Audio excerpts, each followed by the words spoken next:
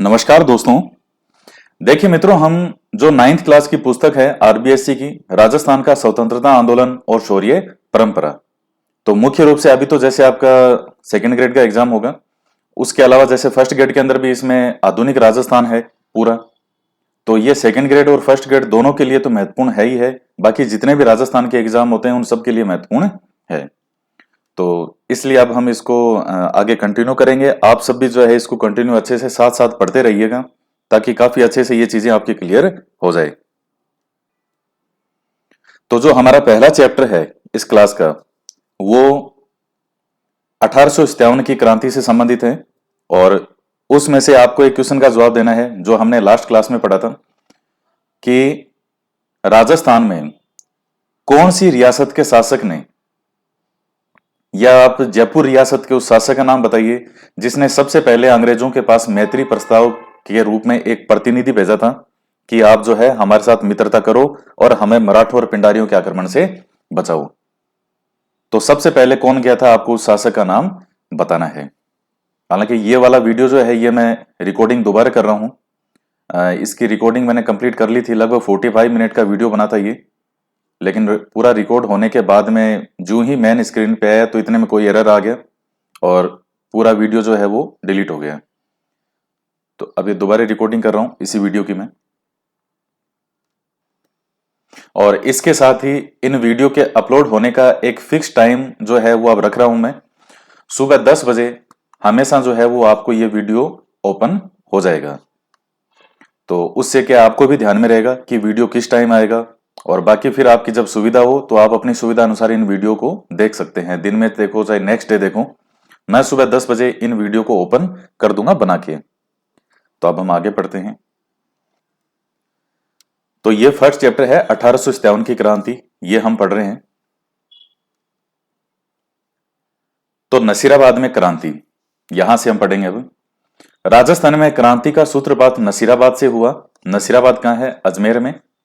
उस समय नसीराबाद में 15वीं और 30वीं बंगाल नेटिव इन्फेंट्री, भारतीय तोपखाने की सैनिक टुकड़ी तथा पहली बंबई लांसर्स के सैनिक विद्यमान थे। तो ये सैनिक टुकड़ियां हैं यहां उस समय।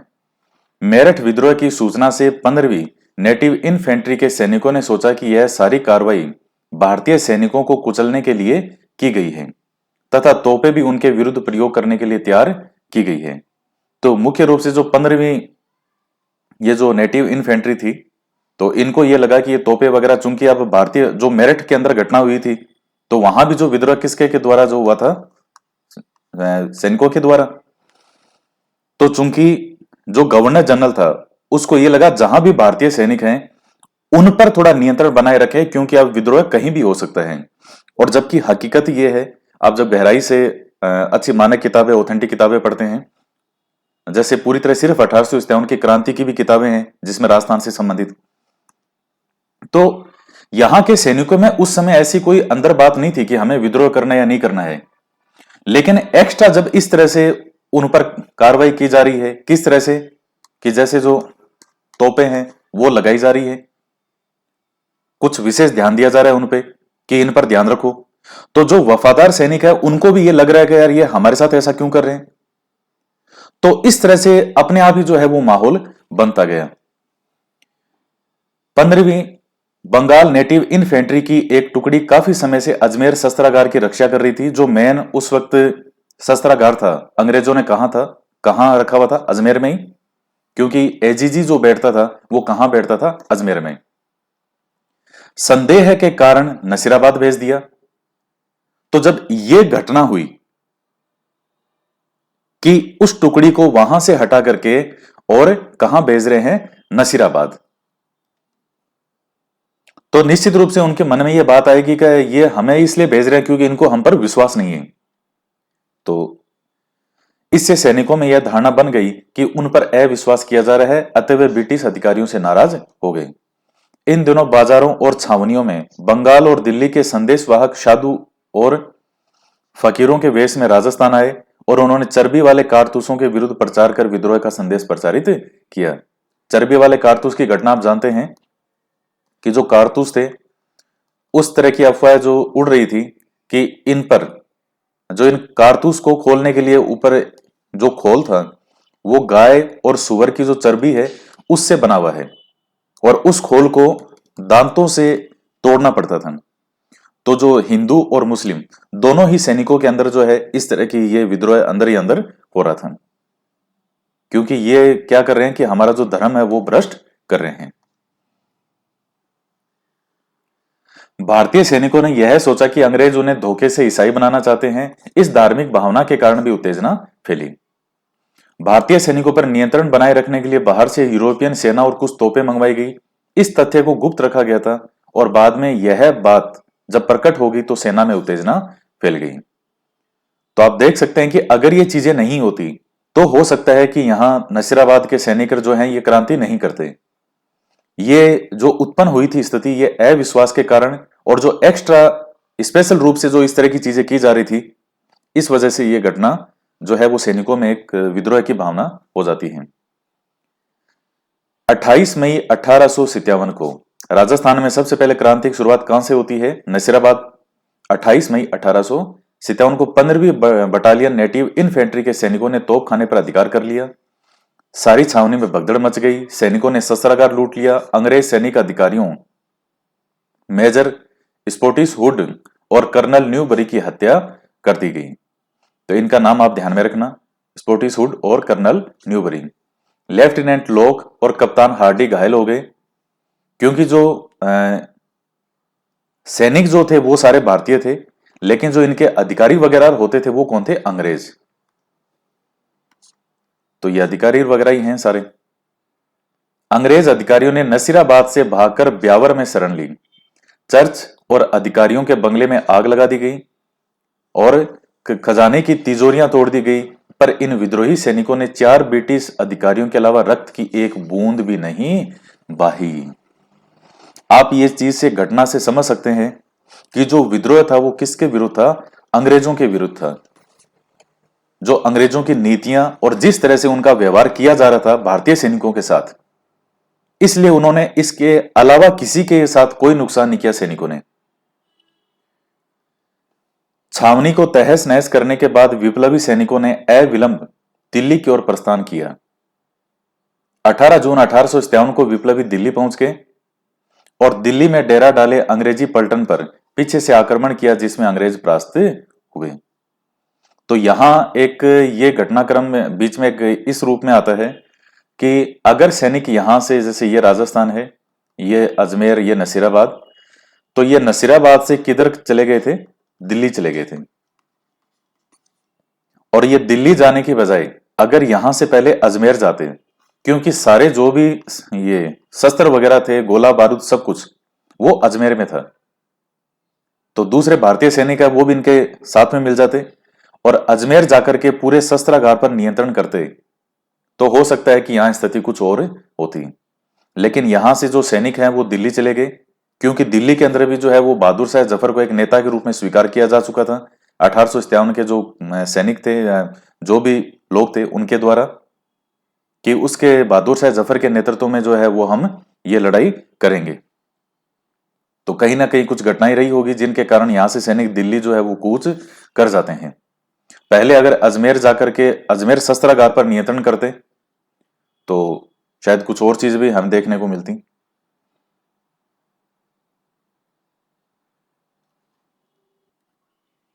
नीमच में क्रांति। नसीराबाद की क्रांति की सूचना जब नीमच पहुंची तो 3 जून 1857 को नीमच के सैनिकों ने भी विद्रोह कर दिया।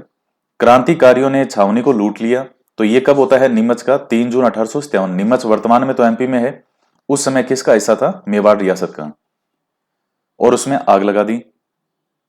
नीमच छावनी को लूटने के बाद क्रांतिकारी नीमच से रवाना होकर सरकारी बंगलों को लूटते हुए और उनमें आग लगाते हुए शाहपुरा पहुंचे। शाहपुरा यानी जो कौन सा? भीलवाड़ा में, जो शाहपुरा रियासत है। तो शाहपुरा रियासत के शासक ने जरूर क्रांतिकारियों का सहयोग किया था, भोजन व ठहरने की सुविधा प्रदान की। इसके पश्चात क्रांतिकारी निंबा हेड़ा पहुंचे, जहां की जनता ने बड़ा स्वागत किया। तत्पश्चात क्रांतिकारी यहां से देवली, टोंक और आगरा होते हुए दिल्ली पहुंचे और मार्ग में अनेक स्थानों पर जनता ने क्रांतिकारियों का स्वागत किया और क्रांतिकारियों की संख्या में भी वृद्धि हो गई। नीमच से क्रांतिकारियों के चले जाने के पश्चात एजीजी पैट्रिक लॉरेंस, उस समय राजस्थान का एजीजी कौन था? George Patrick Lawrence. एक बार इस लॉरेंस का परीक्षा में एक बार क्या कई बार पूरा नाम भी पूछा गया है, जॉर्ज पैट्रिक लॉरेंस। इसके निर्देश पर कप्तान सावर्स, ये मेवाड़ का पीए था, पॉलिटिकल एजेंट। कौन? Major Showers. कोटा, बूंदी और मेवाड़ की राजकीय फौजों की सहायता से 8 जून 1857 ईस्वी को नीमच पर पुनः अधिकार कर लिया। तो इसमें ये मेन जो घटनाएं हैं कब होती है? 3 जून को। और फिर आगे जो कप्तान सावर्स था, इसने कोटा रियासत, बूंदी रियासत और मेवाड़ रियासत, तो इन शासकों ने सहयोग किया था। किसका? अंग्रेजों का। फिर एरिनपुरा और आहुआ की क्रांति। अंग्रेजों के विरुद्ध विद्रोह का झंडा उठाने और उनकी सत्ता को चुनौती देने का काम मारवाड़ के जागीरदारों ने किया। एरिनपुरा का है, पाली में है।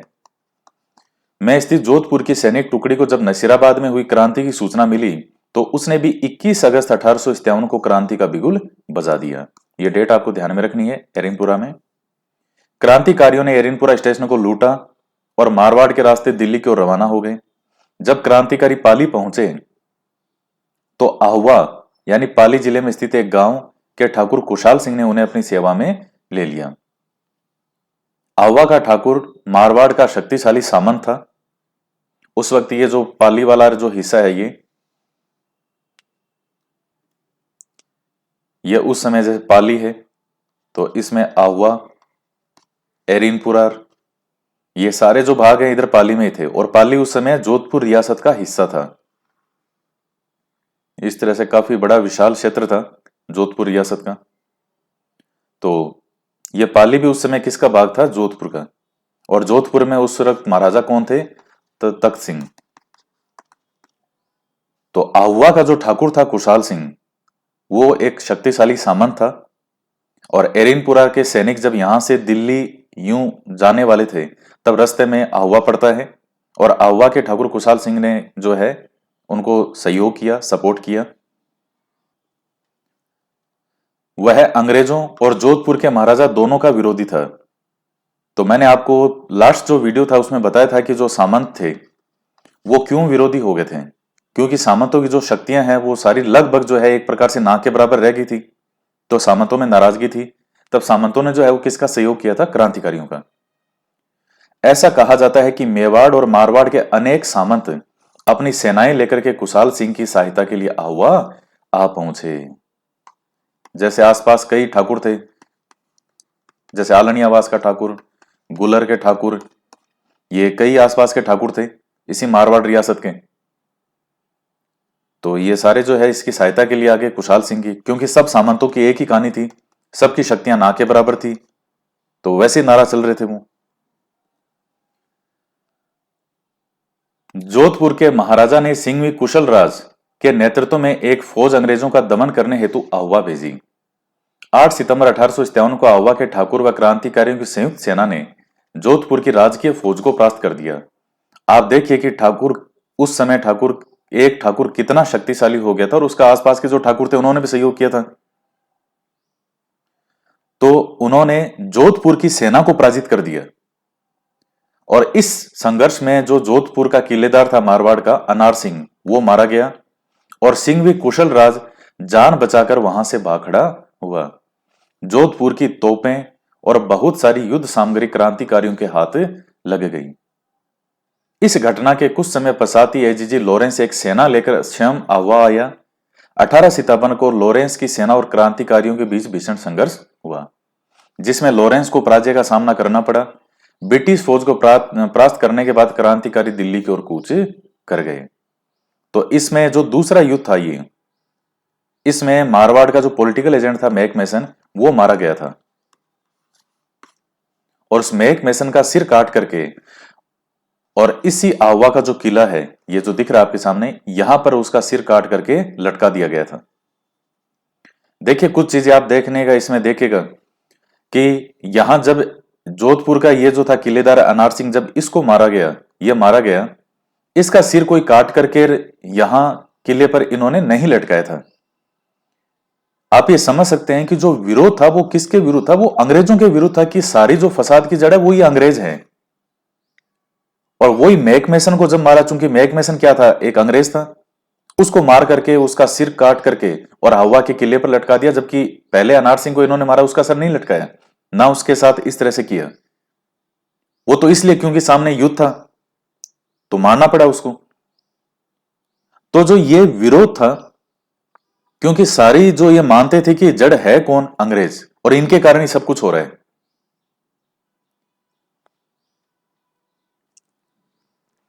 जॉर्ज लॉरेंस आह्वा की पराजय को भूला नहीं था, इसलिए आह्वा के ठाकुर से बदला लेने के लिए उसने ब्रिगेडियर होम्स के नेतृत्व में एक विशाल सेना आह्वा की ओर भेजी। 20 जनवरी 1858 ईस्वी को ब्रिगेडियर होम्स ने आह्वा पर आक्रमण कर दिया। 20 जनवरी 1858, ये डेट आपको ध्यान में रखनी है। जो तीसरा युद्ध है, ये आह्वा का युद्ध, तो इसमें दोनों सेनाओं के बीच भीषण संघर्ष हुआ। यहां आपको ब्रिगेडियर होम्स का नाम भी ध्यान में रखना है कि किसके नेतृत्व में सेना आई थी, तो ब्रिगेडियर होम्स। और इस संघर्ष के दौरान ठाकुर कुशाल सिंह आह्वा के किले को छोड़कर सलूम्बर चला गया। उसके जाते ही ब्रिटिश फौजों ने आह्वा के किले पर अपना अधिकार कर लिया। अंग्रेजों ने बदले की भावना इतनी प्रबल थी कि उन्होंने पूरे गांव को बुरी तरह लूटा और आह्वा के किले को बारूद से उड़ा दिया। इतना ही नहीं, उन्होंने आह्वा में मंदिरों और मूर्तियों को पूरी तरह नष्ट कर दिया और वहां के निवासियों पर भीषण अत्याचार किए। तो आप जानते हैं, सुगाली माता की जो मूर्ति थी वो भी यहां से अंग्रेज ले गए थे अपने साथ में। जो आह्वा के जो ठाकुर थे, इनकी कुलदेवी थी वो। तो इस तरह से ये जो युद्ध है ये समाप्त हो जाते हैं। अब आता है मेवाड़ में क्रांति की गूंज। इस समय मेवाड़ की जनता में भी अंग्रेजों के विरुद्ध काफी रोष था। मेवाड़ के अधिकांश सामंत ब्रिटिश सत्ता के विरुद्ध थे। नसीराबाद में हुई क्रांति की सूचना उदयपुर पहुंच चुकी थी। अतः मेवाड़ की फौजें भी अंग्रेजों के विरुद्ध विद्रोह करने के लिए लगभग तैयार थी, किंतु मेवाड़ के महाराणा की सूझबूझ और अंग्रेज कप्तान सावर्स के कठोर रुख ने स्थिति को बिगड़ने से संभाल लिया। तो जो मेवाड़ की फौजें थी, चूंकि सैनिक सैनिक का ही सहयोग करेगा, लेकिन चूंकि मेवाड़ महाराणा और कप्तान सावर्स, तो इन्होंने उस स्थिति को संभाला। इस समय महाराणा व कंपनी की सरकार दोनों को ही मेवाड़ के सामंतों से भय था। अतः दोनों एक दूसरे के साथ सहयोग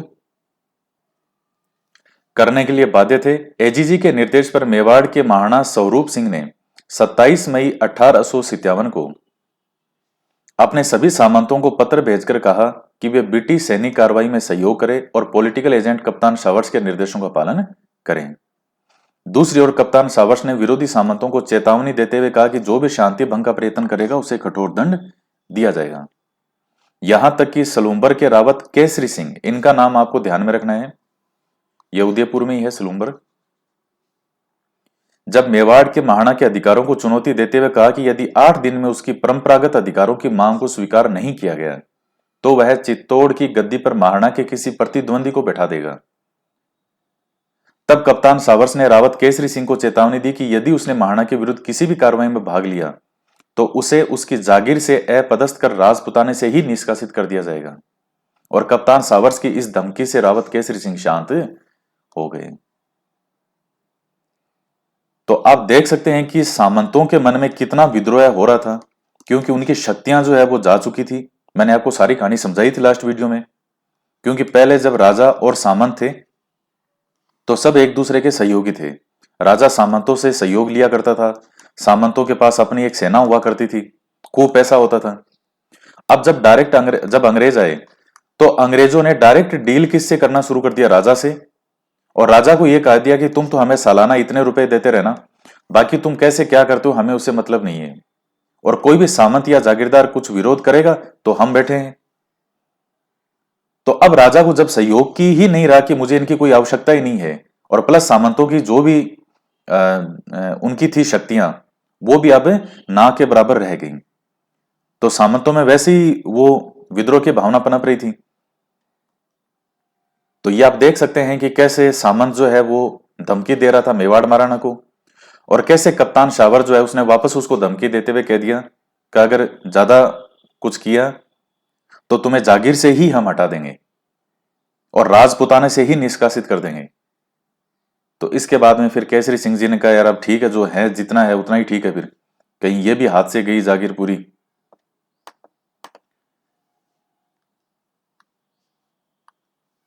फिर आता है कोटा में क्रांति। राजस्थान के राज्य में हुई 1857 की क्रांति में कोटा का महत्वपूर्ण योगदान है।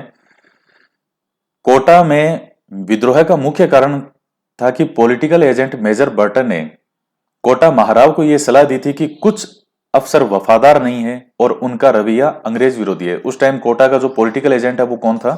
Major Burton. हालांकि ये मेजर बर्टन जब यहां नहीं था तो कोटा महाराव ने इस मेजर बर्टन के लिए सूचना भिजवाई थी कि वैसे भी विरोध हो रहा है अंग्रेजों का, तो आप आना मत यहां पे कोटा में। लेकिन बर्टन जो है फिर भी गया, और ये आपस में जब महाराजा से ये बात वगैरह कर रहा था तो किसी ने इनकी बात सुन ली, और ये यही कह रहा था कि जो अधिकारी वगैरह हैं, कुछ तुम्हारे जो अफसर वगैरह हैं वो वफादार नहीं है और उनको तुम हटाओ। तो वो किसी ने, जो वो दूसरे यानी ये जयदयाल मेहराब खान इन तक ये बात पहुंच गई, तो फिर जो विद्रोह होना ही था।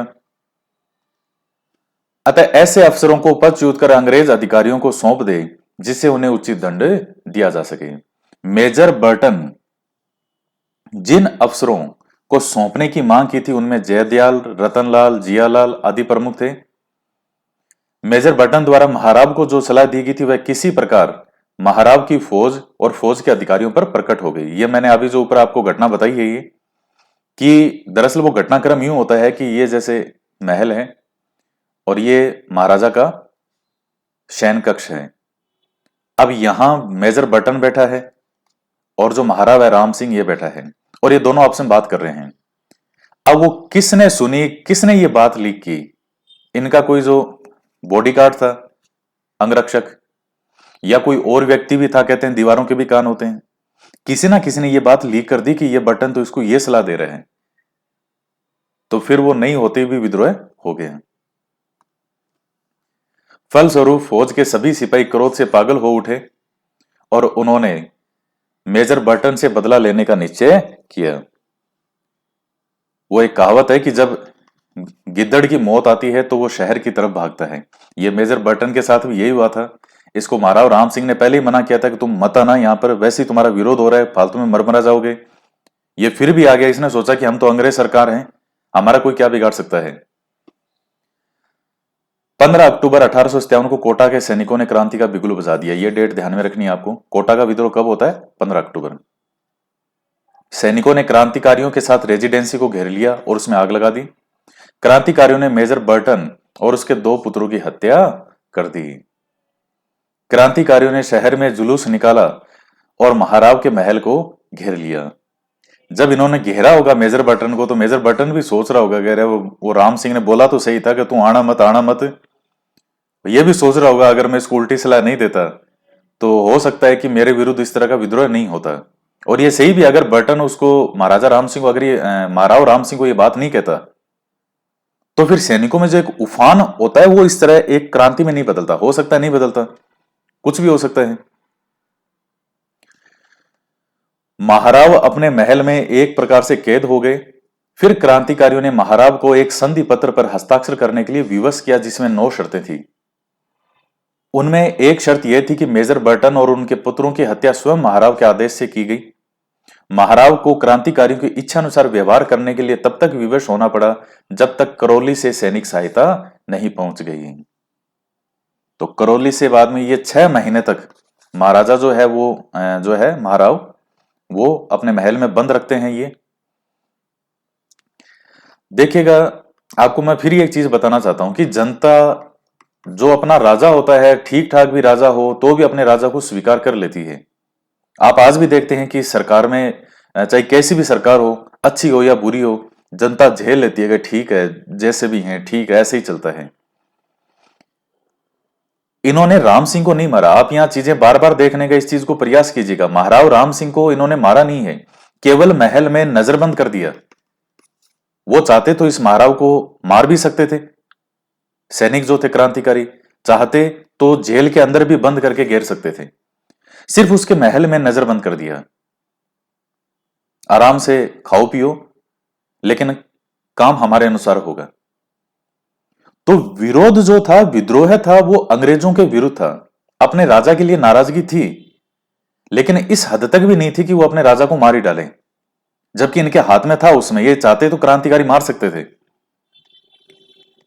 तो अगर यहां के राजा, चाहे यहां के हो चाहे भारत के हो, अगर थोड़ा सा भी सहयोग करते सैनिकों का, अगर नेतृत्व अपने हाथ में लेने की कोशिश करते, तो अंग्रेज कब के ही 1857 में ही यहां से भाग चुके होते। लेकिन अपना ही सिक्का जब खोटा हो तो किसी दूसरे को क्या दोष दें। और वही मैं आपको चीज बता रहा हूं, देखिए बहुत डीपली और गहराई से आप कभी कभी इन चीजों पे सोचा कीजिए, केवल फैक्ट के रूप में मत लीजिए। 1562 के बाद में मालदेव की जब मृत्यु हो जाती है और बहारमल जो है वो अकबर की अधीनता यानी मुगलों की अधीनता स्वीकार कर लेता है, उसके बाद में राजस्थान में अधीनता का काल शुरू हो जाता है। एक दो शासकों का मैंने आपको बताया था जिन्होंने विरोध किया था, संघर्ष किया, महाराणा प्रताप, मारवाड़ के राव चंद्रसेन। लेकिन उतने से संघर्ष से बाकी कितनी बड़ी बड़ी रियासतें, सारे सबने सपोर्ट किया अकबर का, मुगलों का। तो जब पूरी तरह कोई व्यक्ति किसी के अधीन हो जाता है कि मुझे अब कोई दिक्कत नहीं है, मेरे ऊपर इसका हाथ है, तो व्यक्ति के अंदर स्वयं की जो एक क्षमता है वो समय के साथ साथ में पूरी तरह से खत्म हो जाती है। अब 1562 के बाद में सब लोगों को, यहां के राजाओं को किसकी आदत पड़ गई थी? अधीन रहने की। और ये कब क्रांति आ चुकी है? 1857। 1562, फिर 1662, 1762, 1862, लगभग 300 साल हो चुके हैं यहां के राजाओं को अधीनता का स्वाद लेते हुए, सिर्फ खाने पीने और मौज करने पर सीमित रह गए। चाहे यहां के राजस्थान के शासक हों और चाहे भारत के जो दूसरी रियासतें थी वहां के शासक हों। तो जब गुलामी की एक बार आदत पड़ जाती है, जब अधीनता की आदत पड़ जाती है, तो उनमें वो क्षमता ही नहीं रही। उनको लगता ही नहीं है कि हमें विरोध करना चाहिए। उनको लगता नहीं ठीक है, क्या दिक्कत है, ठीक है क्या दिक्कत है, नहीं नहीं ये भी तो अच्छे हैं बेचारे, जो अंग्रेज हैं ये भी तो भले हैं, नहीं नहीं ठीक है, हमें इनका सहयोग करना चाहिए। 1562 से पहले जब राजस्थान का इतिहास मैं पढ़ाता हूं, पहले का पढ़ते हो, तो आप एक से बढ़कर एक राजस्थान में ऐसे ऐसे धाकड़ योद्धा में, जो पूरा राजपुताना क्या, दिल्ली, गजनी, अफगानिस्तान, दक्षिण भारत, किसी को नहीं छोड़ा था, सबको हराने की क्षमता रखते थे। लेकिन 1562 के बाद में जब आदत ही गुलामी की पड़ चुकी है, तो फिर एक समय के बाद में व्यक्ति को यह एहसास ही नहीं रहता कि उसके अंदर भी किसी चीज की कोई क्षमता है या वो भी कुछ करने में सक्षम है। तो उस समय देखिए जनता और क्रांतिकारियों में फिर भी अपने जो राजा हैं उनके लिए कितना विश्वास है कि चलो ठीक है हमारा राजा है। तो क्रांतिकारियों का कोटा शहर पर लगभग 6 माह तक अधिकार रहा। उन्होंने सरकारी गोदामों, बंगलों, दुकानों, अस्त्र शस्त्र के भंडारों आदि को लूटा और उनमें आग लगा दी। उन्होंने जिले के विभिन्न कोषागारों को लूटा। ऐसा लगता है कि क्रांतिकारियों को कोटा रियासत के अधिकांश अधिकारियों का समर्थन और सहयोग प्राप्त था। क्रांतिकारियों ने शहर में लूटमार और अत्याचार कर नगर के लोगों में भीषण आतंक पैदा कर दिया। यह स्थिति तब तक बनी रही जब तक major H G Roberts Nasirabad से 5500 सैनिक लेकर 22 मार्च 1858 को चंबल के किनारे पहुंचा। तो ये पॉइंट आप ध्यान में रखिएगा, कहां से? नसीराबाद से 5500 सैनिक लेकर चंबल के किनारे। ये पॉइंट आप अलग से ध्यान में रखिएगा। ये एक अलग से हटके क्वेश्चन बन सकता है कि 1858 में मार्च में जब रॉबर्ट्स आता है तो किन सैनिकों को साथ में लाया था? नसीराबाद वालों को। उसने तोपों से क्रांतिकारियों पर धुआंधार गोले बरसाए और उन्हें कोटा से बाहर भागने पर विश्वास विवश कर दिया। तब जाकर कोटा क्रांतिकारियों के नियंत्रण से मुक्त कराया जा सका। क्रांतिकारी नेताओं तथा विद्रोही सैनिकों को अमानुषिक दंड दिए गए और जयदयाल को गिरफ्तार कर तोप से उड़ा दिया। इसमें जयदयाल के साथ में मेहराब खान का नाम या नहीं है, बहुत महत्वपूर्ण है, आप नाम ध्यान में रखिएगा। दो सबसे महत्वपूर्ण व्यक्तियों का नाम आता है, जयदयाल और मेहराब खान। बाकी जो दो तीन है उनका भी नाम ध्यान में रखिए, लेकिन ये मेहराब खान का भी नाम याद रखना बहुत जरूरी है, इसमें कहीं आया नहीं है। इसके अलावा जो शासक आया था करौली से, इनका रॉबर्ट्स का इनका सहयोग करने के लिए, वो था मदन पाल सिंह। उसका नाम भी आप ध्यान में रखिएगा, उसने भी अंग्रेजों का सहयोग किया था। अन्य राज्यों में क्रांति की गूंज। राजस्थान में 1851 की क्रांति केवल मारवाड़, मेवाड़, कोटा तक ही सीमित नहीं रही, अपितु गूंज राजस्थान के अन्य राज्यों में भी सुनाई दी। भरतपुर, जो आगरा व मथुरा के काफी निकट है, क्रांति के समय अशांत रहा। मथुरा में विद्रोह हो जाने के बाद अब भरतपुर शहर में उत्तेजना फैल गई और भरतपुर की सेना ने भी क्रांति का बिगुल बजा दिया। भरतपुर के महाराजा ने वहां के पॉलिटिकल एजेंट मेजर मॉरिसन को भरतपुर छोड़कर जाने की सलाह दी, क्योंकि महाराजा को यह आशंका थी कि उसकी उपस्थिति में नीमच के क्रांतिकारी भरतपुर पर आक्रमण करना चाहते हैं। तो इसलिए इसने सलाह दी थी। सलाह तो सही थी, और सलाह सुनकर के और जो मेजर था ये मॉरिसन, ये भरतपुर छोड़ के चला गया की जगह लिखना चाहिए था भाग गया। क्रांति की अवधि में भरतपुर रियासत की स्थिति बड़ी विषम थी। क्रांतिकारी सैनिकों की अनेक टुकड़ियां भरतपुर की सीमा से होकर गुजरी। भरतपुर की गुजर वह मेवाती जनता क्रांति में पीछे नहीं रही, उसने खुलकर क्रांति में भाग लिया। जब पड़ोसी आगरा जिले में अंग्रेजों की शक्ति वहां के लाल किले की चार दीवारी तक सीमित हो गई, तो भरतपुर की जनता के मन में यह विश्वास भर गया कि अब भारत में ब्रिटिश सत्ता समाप्त होने जा रही है।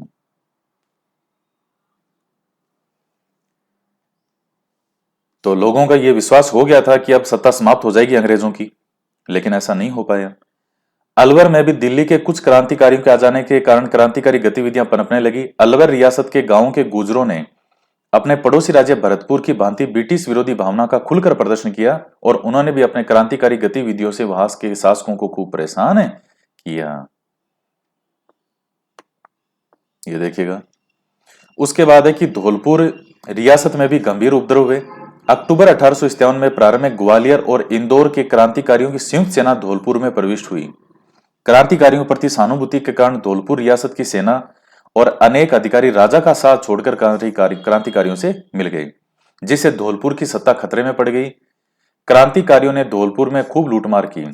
उन्होंने वहां के राजा को घेरकर जान से मारने की धमकी दी। विवश होकर राजा को क्रांतिकारियों की मांगे स्वीकार करनी पड़ी।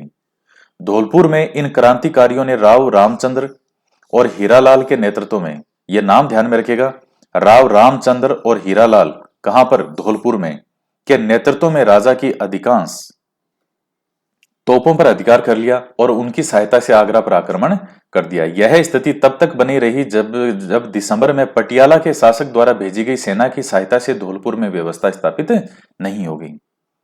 जयपुर के महाराजा को उनके एक पदाधिकारी राव शिव सिंह ने यह सलाह दी कि वे अंग्रेजों और मुगल बादशाह बहादुर शाह दोनों से मित्रतापूर्ण संबंध बनाए रखें, किंतु उनके प्राइवेट सेक्रेटरी पंडित शिवदीन ने महाराज पर अंग्रेजों का साथ देने के लिए जोर डाला।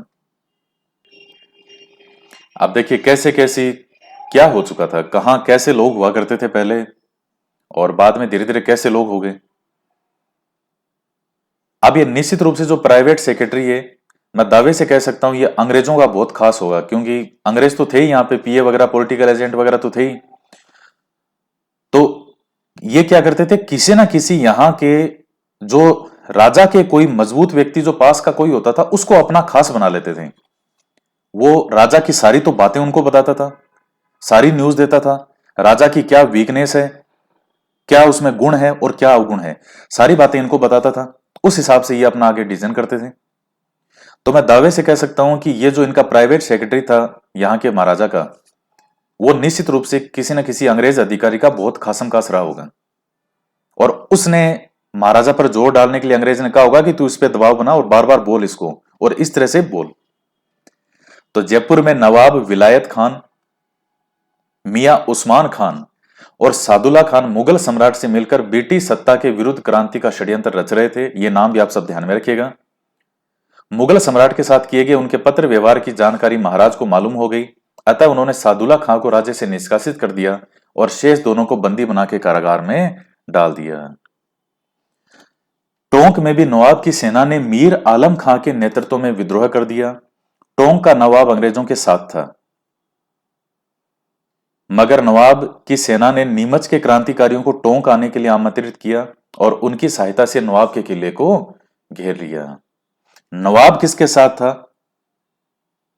अंग्रेजों के साथ। लेकिन सेना किसके साथ थी उसकी? क्रांतिकारियों के साथ। नवाब ने सैनिकों को डराने धमकाने का भरपूर प्रयास किया, किंतु वह सफल नहीं हो सका। तो आज की वीडियो में हम इतना ही पढ़ेंगे। आप देख रहे हैं कि मिलजुल करके रहना चाहिए, सम्मिलित रूप से रहना चाहिए और किसी बाहरी व्यक्ति के बहकाव में कभी भी नहीं आना चाहिए। इतिहास हमें सिखाने के लिए होता है, केवल परीक्षा पास करने के लिए नहीं है। तो इन छोटी छोटी चीजों को समझें और गुणें और अपने जीवन में इन चीजों को उतारने का प्रयास करें। यूनिटी जो है वो हमेशा लहू मांगती है, ये कहावत है और ये बहुत सही बात है। यानी एकता जो है वो हमेशा लहू मांगती है। आपस में जो है वो हमेशा विवाद होते रहते हैं, कोई बड़ी बात नहीं है उसमें, होंगे वो। तो एकता जो होती है वो लहू मांगती है, तब ये बाहरी आक्रमणकारी कभी भी जो है सफल नहीं हो पाते। लेकिन आप देख रहे हैं कि अगर यहाँ के राजाओं ने थोड़ा बहुत भी अगर सपोर्ट किया होता है, आधे राजा भी अगर सपोर्ट कर लेते हैं, तो भी अंग्रेज खत्म हो जाते हैं। क्योंकि अंग्रेजों की हालत खराब हो गई थी इस समय, उनको लगा था कि हम तो गए अब। और जो उस समय का वो था जीजी यानी गवर्नर जनरल लॉर्ड कैनिंग, उसने कहा भी था कि यहाँ के राजाओं ने हमारे लिए बांध का काम किया, अगर ये बांध की तरह काम नहीं करते, राजा हमारा सहयोग नहीं करते, तो हम तो तिनके की भांति उड़ जाते।